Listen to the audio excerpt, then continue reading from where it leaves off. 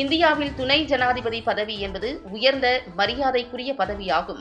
அத்தகைய பதவிக்கு ஒரு தமிழரை நியமிப்பது குறித்து பெருமை கொள்வோமே தவிர அதை திமுகவும் கூட்டணி கட்சிகளும் தவிர்ப்பதும் தடுப்பதும் தமிழருக்கு தமிழரே பெருமை இல்லை. தமிழ் மாநில காங்கிரஸ் கட்சி தலைவர் ஜி கே வாசன் பேட்டி. தஞ்சாவூர் மாவட்டம் பாபநாசம் அருகே கபிஸ்தலத்தில் உள்ள தனியார் திருமண மண்டபம் திறப்பு விழா நிகழ்ச்சியில் தமிழ் மாநில காங்கிரஸ் கட்சி தலைவர் ஜி கே வாசன் கலந்து கொண்டு புதிதாக கட்டப்பட்ட திருமண மண்டபத்தை ரிப்பன் வெட்டி குத்துவிளக்கேற்றி திறந்து வைத்து சிறப்புரையாற்றினார். அதனைத் தொடர்ந்து செய்தியாளர்கள் சந்திப்பில் கூறுகையில், இந்தியாவில் துணை ஜனாதிபதி பதவி என்பது உயர்ந்த மரியாதைக்குரிய பதவியாகும். அத்தகைய பதவிக்கு ஒரு தமிழரான ராதாகிருஷ்ணனை நியமிப்பது குறித்து பெருமை கொள்வோமே தவிர அதை திமுகவும் கூட்டணி கட்சிகளும் தவிர்ப்பதும் தடுப்பதும் தமிழருக்கு தமிழரே பெருமை இல்லை எனவும், அதிமுக ஆட்சியின் போது டெல்டா மாவட்டங்களை பாதுகாக்கப்பட்ட வேளாண் மண்டலமாக அறிவிக்கப்பட்டது.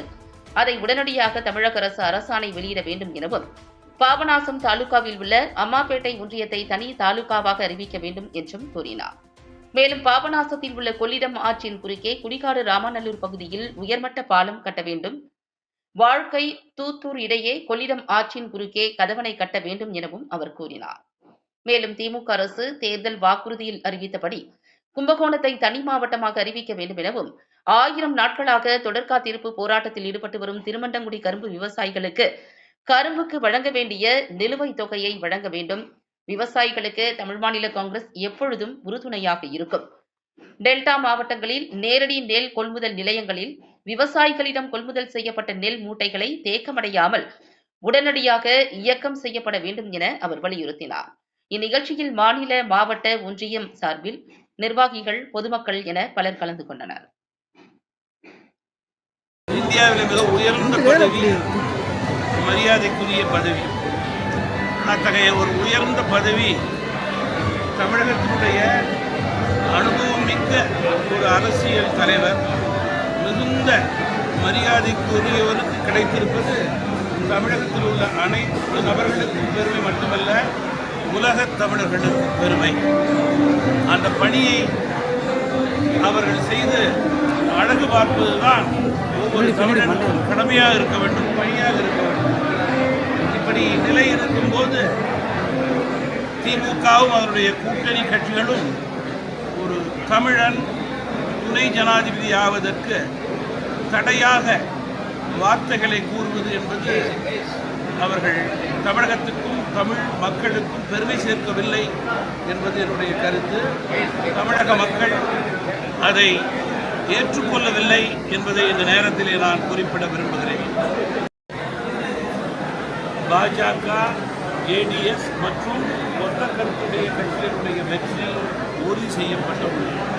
பீகார் மாநிலத்திலே மத்திய மாநில அரசுடைய ஒத்த கருத்து எந்த அளவுக்கு அங்கே வளர்ச்சி ஏற்படுத்தியிருக்கிறது என்றால், பின்தங்கிய பீகார் மற்ற பல மாவட்டங்களுக்கு இணையாக இன்றைக்கு பல்துறையிலே வளர்ந்திருக்கிறது. எனவே பீகார் தேர்தலுடைய வெற்றியை உறுதி செய்து கொண்ட பாஜகவுக்கு உறுதி செய்து கொண்ட காங்கிரஸ் அதனை தடுப்பதற்காக ஒரு பொய் பிரச்சாரம் செய்து கொண்டிருக்கிறார்கள். அந்த பொய் பிரச்சாரம் ஈடுபடாது என்று நான் குறிப்பிட விரும்புகிறேன். சோதனை கிணறுகள் அமைக்க ONGCக்கு அனுமதி மறுக்கப்பட வேண்டும். விவசாயிகளுடைய வாழ்வாதாரம் தமிழகத்திலே மிக முக்கியம் என்பதிலே தமிழ் மாநில காங்கிரஸ் கட்சி கவனமாக இருக்கிறது.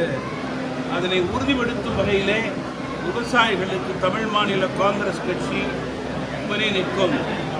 ஏற்கனவே டெல்டா மாவட்டங்களை அண்ணா திராவிட முன்னேற்ற கழகத்தினுடைய ஆட்சியிலே அதனுடைய முதல்வராக இருந்த எடப்பாடியார் அவர்கள் டெல்டா மாவட்டங்களை பாதுகாப்பு மண்டலமாக அறிவித்ததை நான் நன்றியோடு மீண்டும் நினைவு கூற விரும்புகிறேன்.